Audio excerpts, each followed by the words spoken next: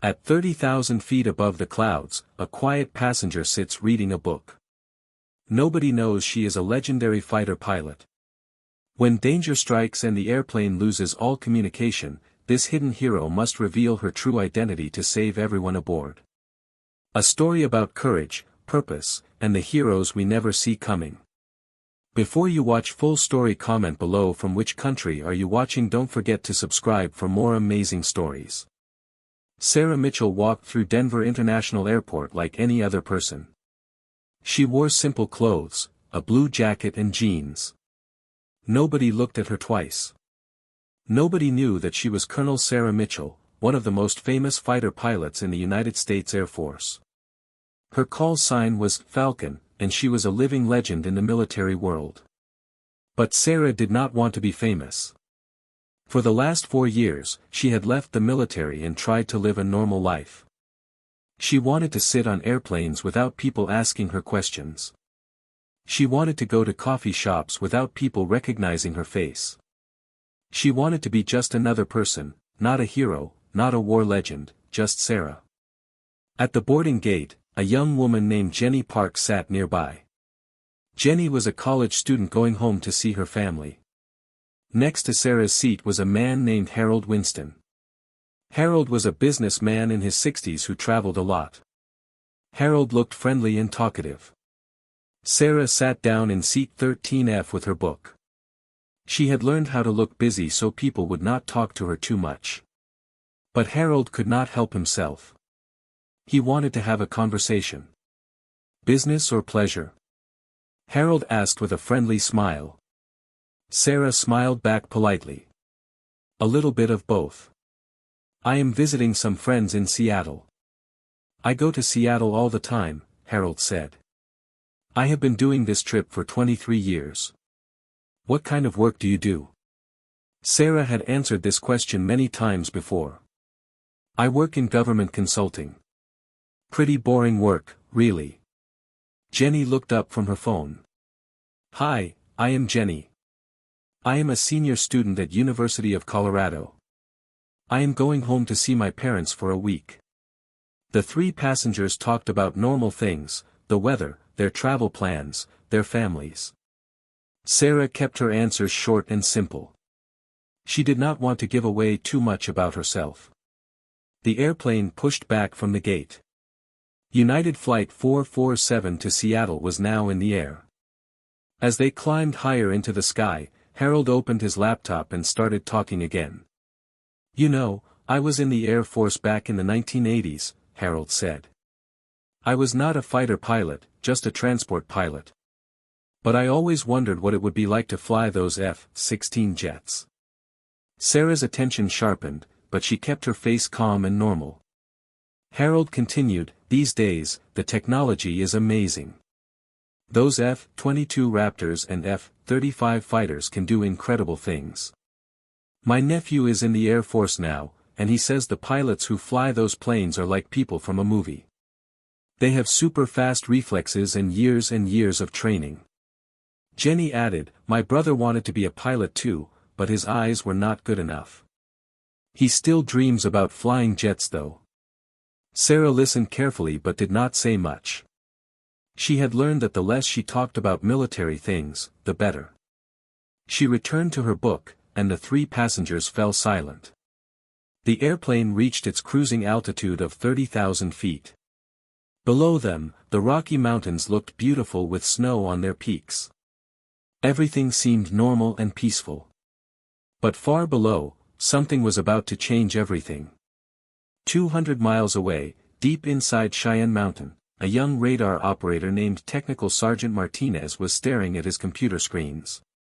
Martinez worked at NORAD, which is the place that watches the sky above North America. Martinez saw something strange on his radar screen. There was an unknown aircraft moving toward Denver. This aircraft was flying very low and was not answering any radio calls. The plane was not in any of the normal flight plans. Colonel Harris, Martinez called out. We have an unknown aircraft. It is moving very close to where commercial airplanes fly. Colonel Harris, the military officer in charge that day, came over to look at the radar screen. "Is it a military plane?" he asked. "No, sir," Martinez said. "It looks like a drone. And it is moving toward the busy air routes. We need to do something." Colonel Harris made a quick decision. "Alert Buckley Air Force Base. We need to send F-22 fighters to see what this unknown aircraft is doing." At Buckley Air Force Base, a loud alarm went off. 2 fighter pilots heard the alarm and ran to their planes. Major Jack Thompson, who had the call sign Viper, jumped into one F-22. Captain Lisa Rodriguez jumped into the second F-22. They were 2 of the best pilots in the Air Force. "Viper 1, this is Viper 2, Captain Rodriguez said over the radio. "We are in the air. Let us go find this mystery plane." "Copy that," Major Thompson answered. "We are going fast. Stay close to me." The 2 F-22 fighters climbed higher and higher into the sky. They flew faster than the speed of sound. They were heading toward the unknown aircraft. Back on United Flight 447, passengers were enjoying the flight. Many people were sleeping. Some people were reading. Some people were looking out the windows at the beautiful sky. Jenny was looking out the window when she saw something. "Sarah, look at that," Jenny said, pointing at the sky. "Are those fighter jets?" Sarah looked out the window. She saw 2 white lines in the sky, the trails left by very fast jets. Sarah's eyes narrowed. She knew exactly what she was looking at. Those were F-22 fighter jets in an intercept pattern. This was not a normal training exercise. "Probably just a military training exercise," Sarah said calmly. But inside, she was very alert now. Harold leaned over to see. "My nephew says they do these kinds of training flights all the time. It is nothing to worry about." But Sarah knew something was wrong. She had flown hundreds of combat missions. She knew the difference between normal training and real danger. The way those F-22s were flying meant they were hunting something. They were looking for a threat. A few minutes later, the airplane's nose started to point down. The plane was descending. Then the plane turned to the left.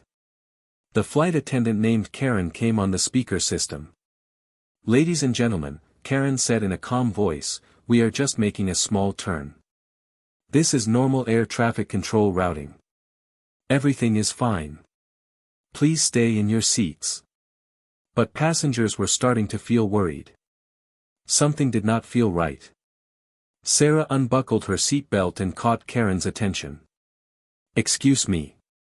I noticed we are turning and going down. Is everything okay?" Karen looked a little bit nervous. "The captain asked me to do this. We are just following air traffic control orders. I think it is just a routing change." Sarah sat back down, but she was thinking fast now. Her military instincts were waking up inside her. Then something amazing happened. 2 F-22 fighter jets appeared outside the windows. They were flying right next to the airplane. The jets were so close that passengers could see them clearly in the bright sunshine. "Oh my God," a passenger screamed. "Why are fighter jets right there? Are we under attack?" another passenger shouted. Panic started to spread through the cabin. People were standing up. People were looking out windows. People were asking each other questions. Jenny grabbed Sarah's arm. "This is not normal, is it? Fighter jets do not just fly next to passenger planes for no reason." Sarah's voice was calm and sure. "Military escort is actually very safe. Those pilots are the best in the world. We are probably safer right now than we were before. Just trust the process." But inside Sarah's mind, she was working through all the possibilities. Why were F-22s escorting this airplane? What was the threat? What was happening up here at 30,000 feet? Harold was watching Sarah very carefully now. "You seem to know a lot about this military stuff. You said you work in government consulting, but you know way too much about fighter pilots and military procedures." Sarah did not answer. She just looked out the window at the F-22s. In the lead F-22 fighter, Major Thompson was getting bad news over the radio. "Viper 1, this is NORAD control," the radio voice said. "We have confirmation. The unknown aircraft is actively jamming civilian radio frequencies. This is hostile electronic warfare activity." "Say again," Thompson said.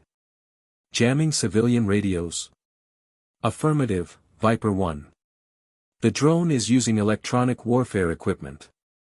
It is attacking the communication systems.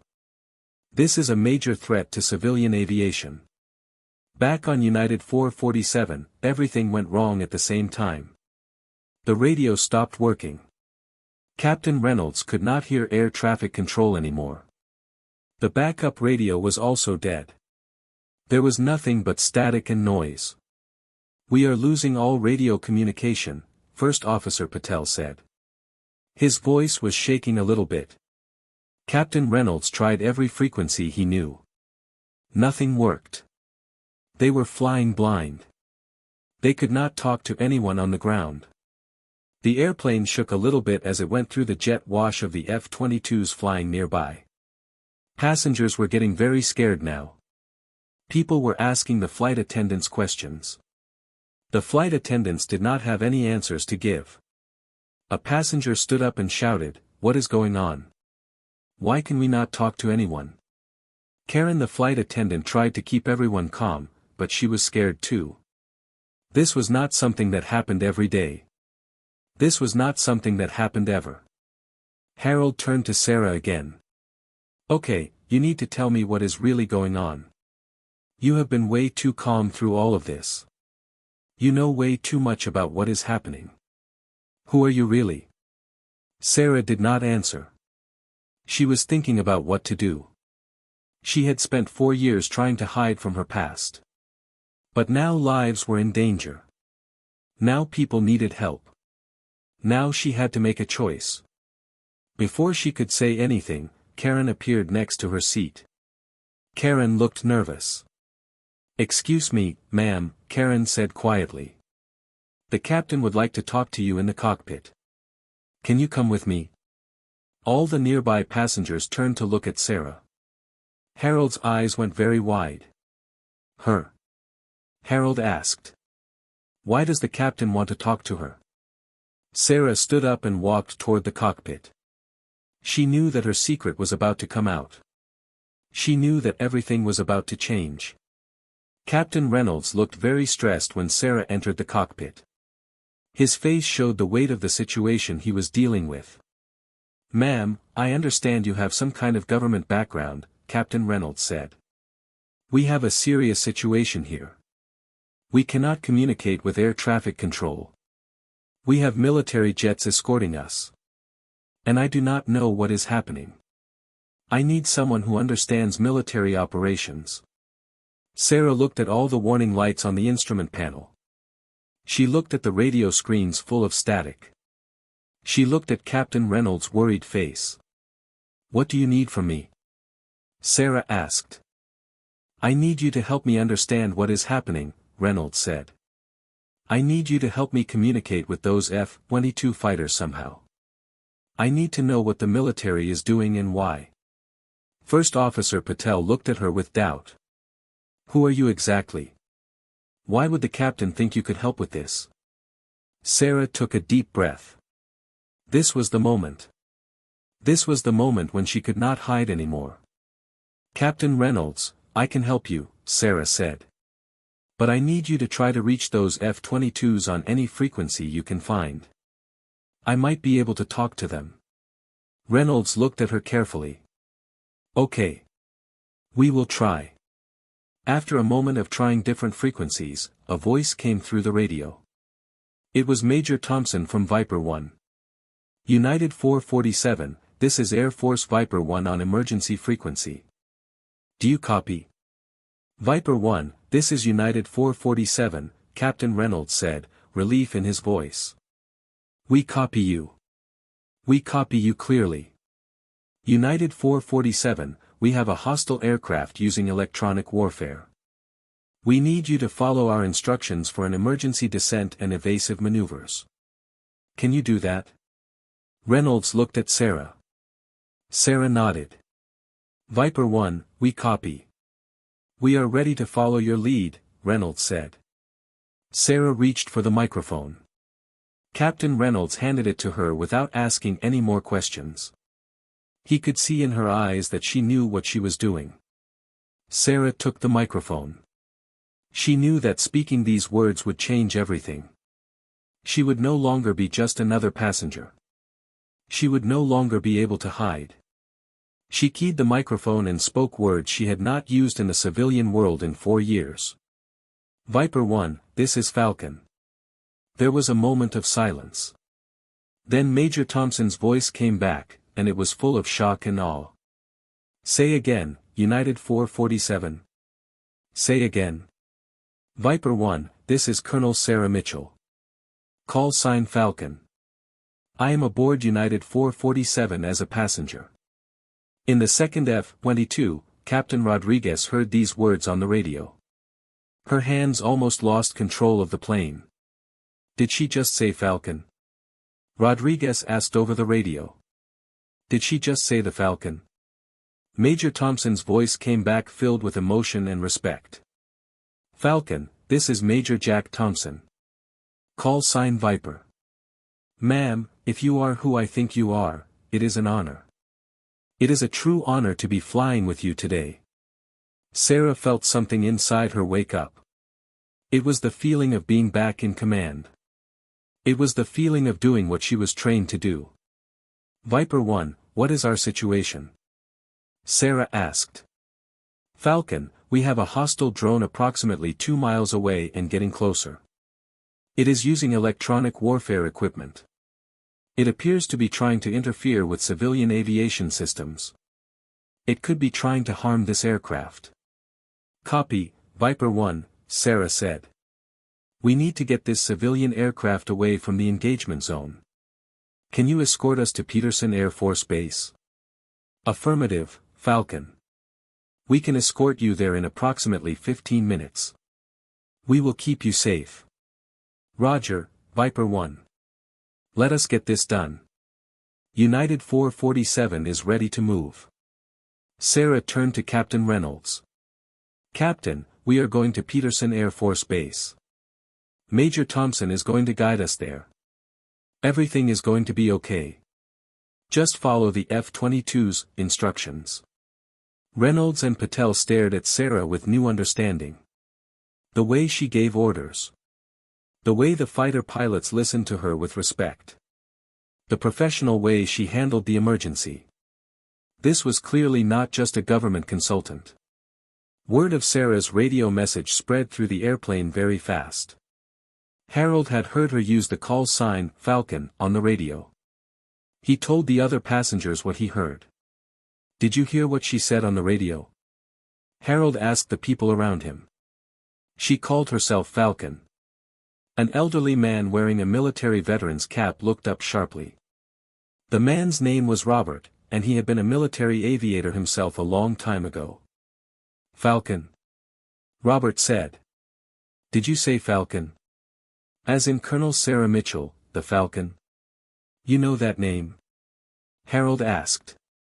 Robert smiled with respect and awe. Son, every aviation enthusiast in America knows that name. Colonel Falcon Mitchell is a legend. She flew F-22s in Operation Desert Lightning. She shot down 6 enemy aircraft.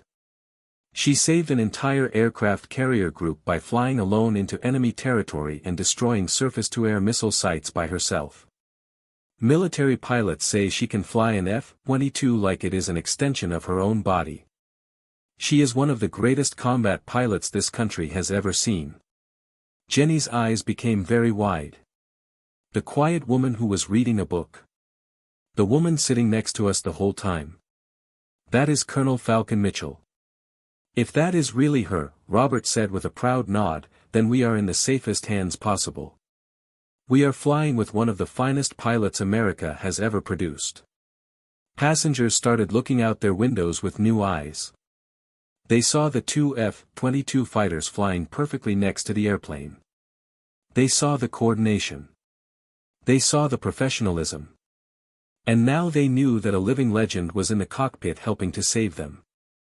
As United Flight 447 descended toward Peterson Air Force Base, the situation became safer and safer.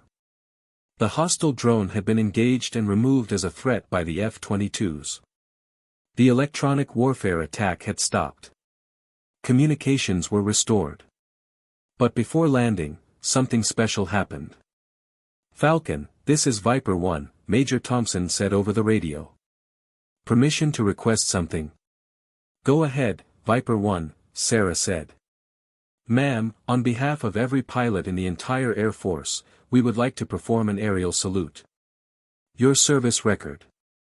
Your bravery in combat. Your sacrifice for our country. All of it has inspired every single one of us. We would be honored to salute you." Sarah was quiet for a moment. She felt emotions that she had not felt in a long time.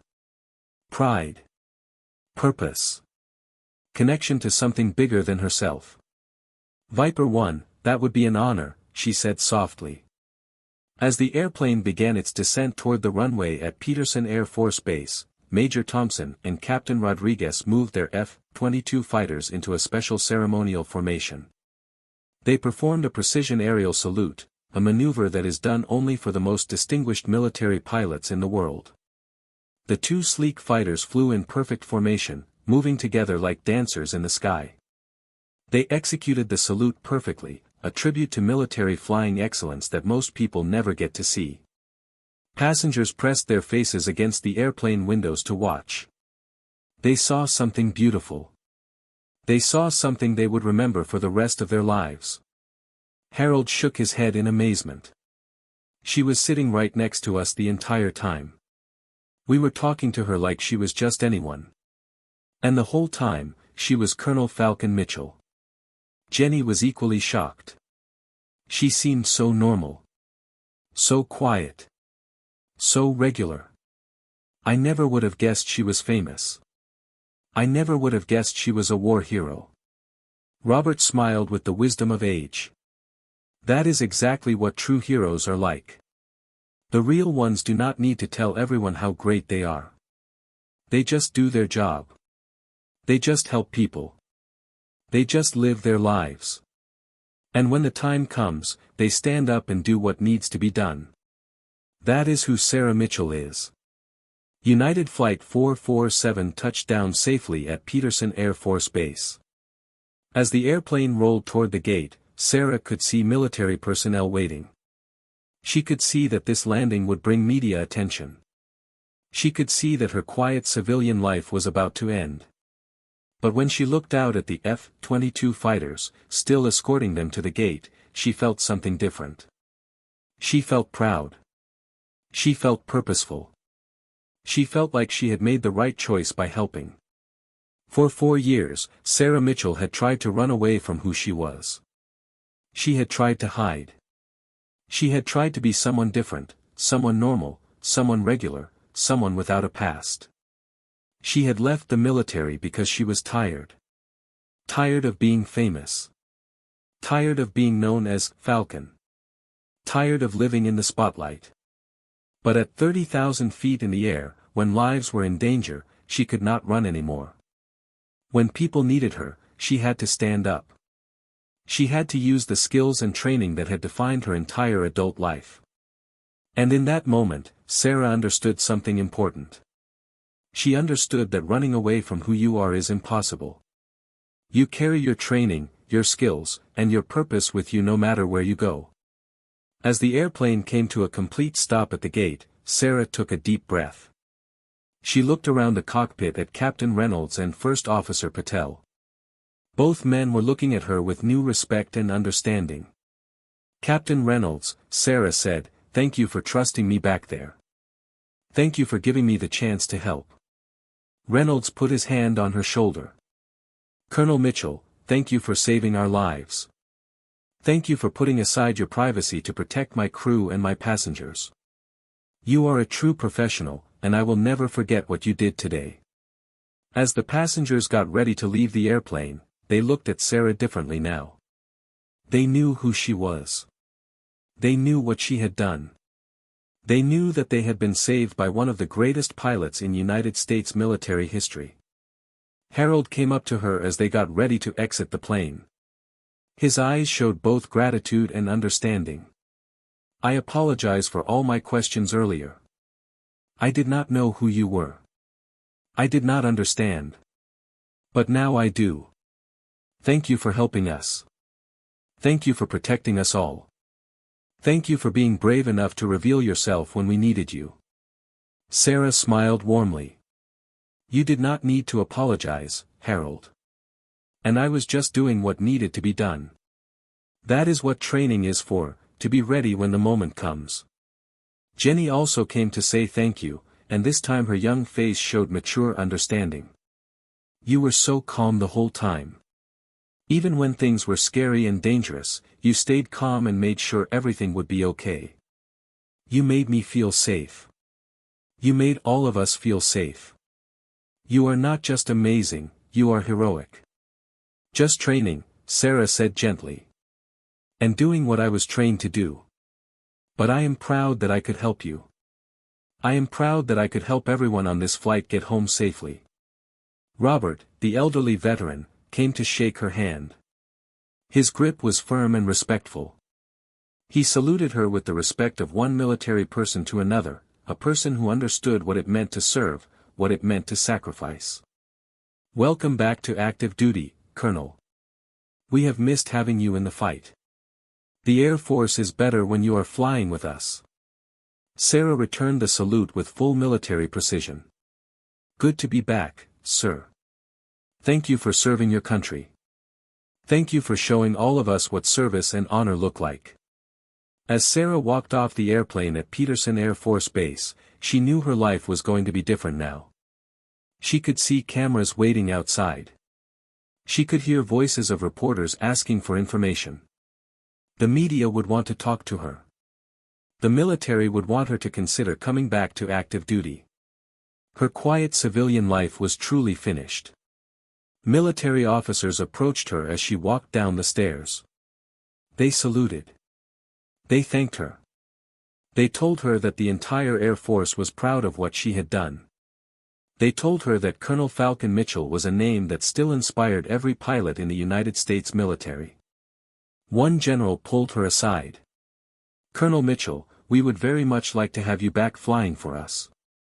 The world is changing. We need experienced pilots like you. Will you consider returning to active duty? Sarah looked back at the airplane.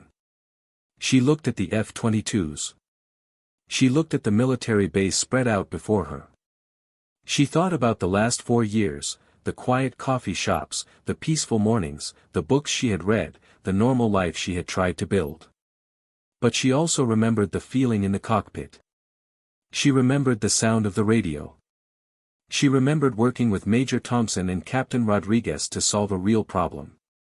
She remembered using everything she had learned, all her skills, all her training, all her experience, to protect people. And she remembered how that felt. She remembered how right it felt. General, I need some time to think about this, Sarah said. But I will tell you this, today reminded me why I trained so hard for so many years. Today reminded me that my skills exist for a reason. Maybe my time in civilian life was not about running away. Maybe it was about being ready for a moment like this. Give me a few days to think about what comes next. The general smiled. Take all the time you need, Colonel. But know that whenever you are ready, there is a place for you back with us. There is always a place for a hero.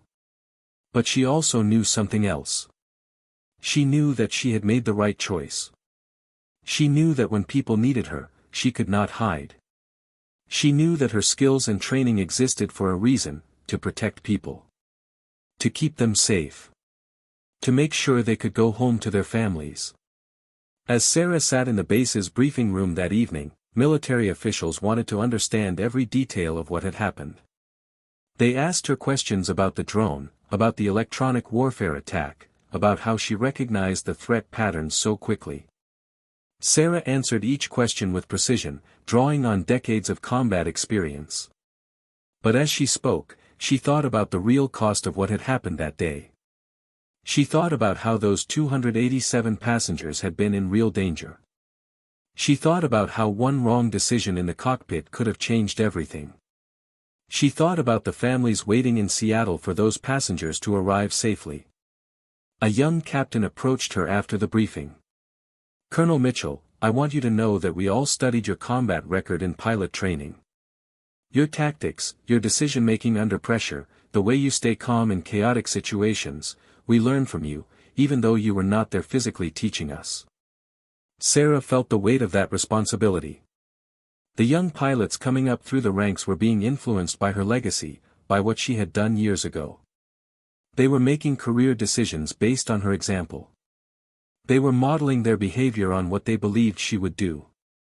Later that night, sitting alone in the officers' quarters, Sarah thought about the last 4 years of her civilian life.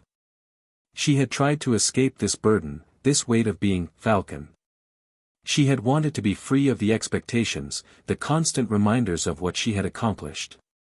She had wanted to be ordinary. But she realized now that trying to be ordinary had not made her feel free. Instead, it had made her feel incomplete. She had been running not from the title, but from the responsibility that came with it. She had been running from the idea that she still had something important to contribute. The truth was that Colonel Sarah Mitchell and the civilian named Sarah who had tried to hide were the same person. She could not separate the two. She could not bury one identity and live as the other.